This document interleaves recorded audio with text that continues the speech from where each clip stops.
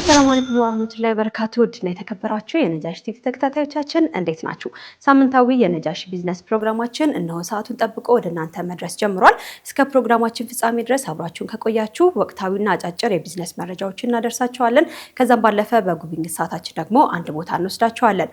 እስከ ፕሮግራማችን ፍጻሜ ድረስ አብራችሁን ቆዩ ብዬ የምጋብዛችሁ ደግሞ የፕሮግራሙ አዘጋጅና አቅራቢ እኔ ዙበይዳ ሀሰን ነኝ ከመላው የስቱዲዮ ባለሙያዎች ጋር በመሆን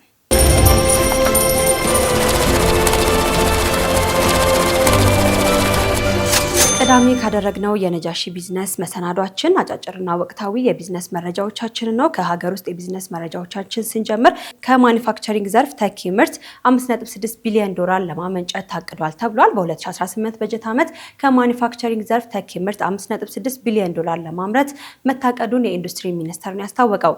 ኢትዮጵያ በ2017 በጀት ዓመት የውጭ ምንዛሬ በመተካት 4.3 ቢሊዮን ዶላር የውጭ ምንዛሬ ማግኘቷ ተነግሯል። የኢትዮጵያ ታምርት ንቅናቄ በዘርፉ ያሉ ችግሮችን ለመፍታት ምርታማነትን ለማሳደግና አዳዲስ የውጭ ባለሀብቶችን ወደ ኢንዱስትሪው ለመሳብ ቁልፍ ሚና መጫወቱም ተገልጿል። ዘርፉን ለማጠናከር አግባብነት ያላቸው ተቋማት ከኃይል አቅርቦት፣ ከግብአት እጥረትና ከገንዘብ ተደራሽነት ጋር የተያዙ ችግሮችን ለመፍታት በትብብር ይሰራሉ ነው የተባለው።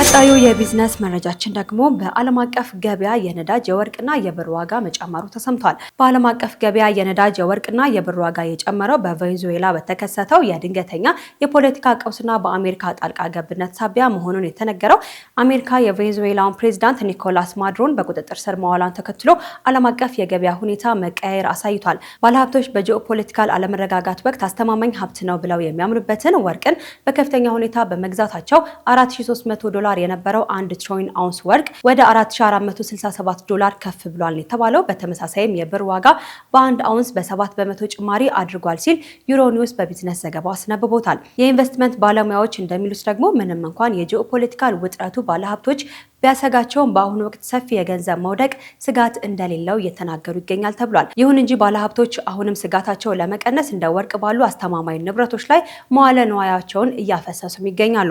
ቬኔዙዌላ ከ303 ቢሊዮን በርሜል በላይ የሆነ የተረጋገጠ የነዳጅ ክምችት በመያዝ ሳዑዲ አረቢያን፣ ኢራንን፣ ካናዳን እና ኢራቅን ቀድማ በዓለም አንደኛ ደረጃ ላይ ትገኛለች።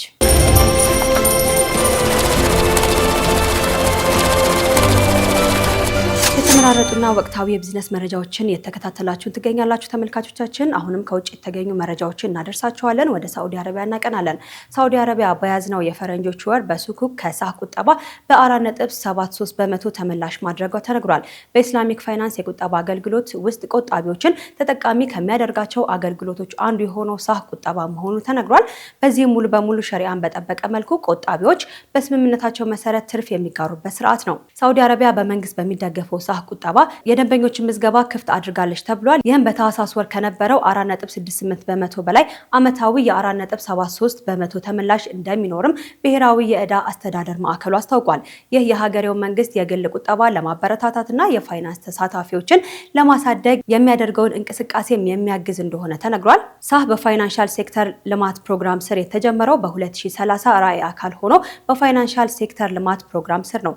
በዚሁም በ2030 ብሔራዊ የቁጠባ መጠን ወደ 10 በመቶ ለማሳደግ ያለመ መሆኑንም ዘገባው አስነብቧል። ፕሮግራሙም ዜጎች ደህንነቱ የተጠበቀ በሸሪዓ መሰረት የሚስማማ የኢንቨስትመንት አማራጭ ይሰጣቸዋል፣ የሀገር ውስጥ የፋይናንስ ገበያንም ለማስፋፋት ይረዳልም ተብሏል። እንደ ሳህ ያሉ ተወዳዳሪ ዝቅተኛ ኪሳራ ያላቸው የቁጠባ መሳሪያዎችን ለህዝቡም ሆነ ለመንግስቱ ኢንቨስትመንት ለመሳብ ጠቃሚ መሳሪያ እንደሆነም ተነግሯል። የግል ቁጠባዎችን በመንግስት የሚደገፉ ፕሮጀክቶች ላይ ለማሰራጨትና የአገሪቱን የካፒታል ገበያ ለማጠናከር ይረዳልም ተብሏል።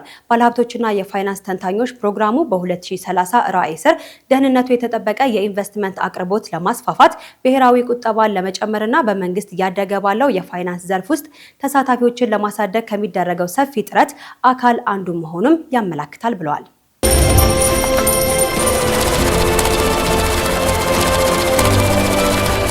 የመጨረሻ መጨረሻ ያደረግነው የቢዝነስ መረጃችን ደግሞ ራሽያ ኢስላሚክ የባንክ ስርዓት መጀመሯን አስታውቃለች። ይህም በሀገሪቱ እየጨመረ ለሚሄደው የሙስሊም ህዝብ ቁጥር የፋይናንስ ተሳትፎን ለማጠናከር ያግዛልም ተብሏል። ይህም እርምጃ ራሽያ እንደ ፓኪስታን፣ ሳውዲ አረቢያ፣ ኢራን፣ ማሌዥያ፣ የተባበሩት አረብ ኤሚሬት፣ ኢንዶኔዥያ እና ኳታር ካሉ ኢስላሚክ የባንክ ስርዓቶች ጋር ያገናኛታል። እንዲሁም ደግሞ እነዚህ የሸሪዓ ተገዥ ፋይናንስ ከባህላዊ የባንክ አገልግሎት ሙሉ አማራጭ ሆነውም ያገለግላሉ ነው የተባለው። የፋይናንስ ተንታኞች እንደሚናገሩት ሙከራው ከዓለም አቀፍ ገበያዎች ጋር ትኩረት እየሳበ ይገኛል ብለዋል። በዩኬ፣ አሜሪካ፣ ካናዳ እና ፈረንሳይ የሚገኙ ባለሙያዎች እንዲሁም ደግሞ አካዳሚ ተቋማት ሙስሊም ባልሆኑ አገሮች ውስጥ ለስነ ምግባርና ለወለድ ነፃ የሆነ የፋይናንስ ተመራጭ ሞዴል አድርገው ይመለከቱታልም ተብሏል። አዲሱ የኢስላሚክ ባንክ ስርዓት ከተሳካ የሙከራ ጊዜ በኋላ ራሽያ ከሰፊ የኢስላማዊ ዓለም ጋር ያላትን ኢኮኖሚያዊ ትስስር ማጠናከርና የፋይናንስ ስርዓቷንም ማሳደግ ትችላለችም ብሏል ዘገባው።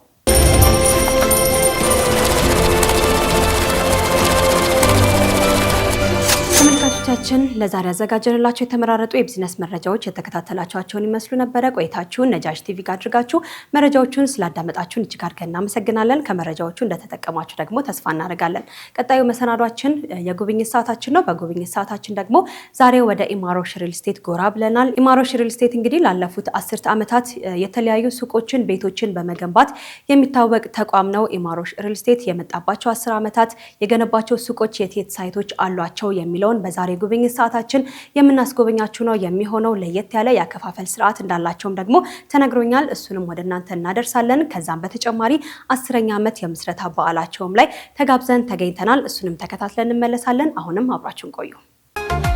የከተማችን ድምቀት ቤተል ላይ በክብር ተሰይሟል።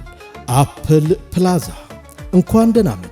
ውበትን በተላበሰው አፕል ፕላዛ ዘመናዊ አረቢያን መጅሊስ፣ የቤትና የቢሮ ዕቃዎች፣ የጋርመንት ውጤቶችን ጨምሮ የአዋቂና የህፃናት አልባሳት መሸጫዎች ያገኛሉ። የበርገርና የአይስክሬም ፍላጎቶ ከሙሉ የሬስቶራንት አገልግሎት ጋር ይስተናገዳሉ። ብቅ ብለው ይዝናኑ። እስቲምና ጃኩዚን ይዞ ከምርጥ የወንዶች የውበት ሳሎን ጋር ይጠብቆታል።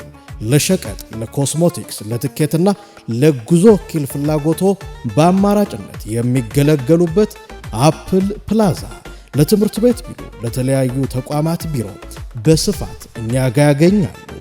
አፕል ፕላዛ ይለያል። ቤተል ቢጫ ፎቅ አካባቢ አድራሻችን ነው። ሁሉንም ሸመታ በአንድ ቦታ። አፕል ፕላዛ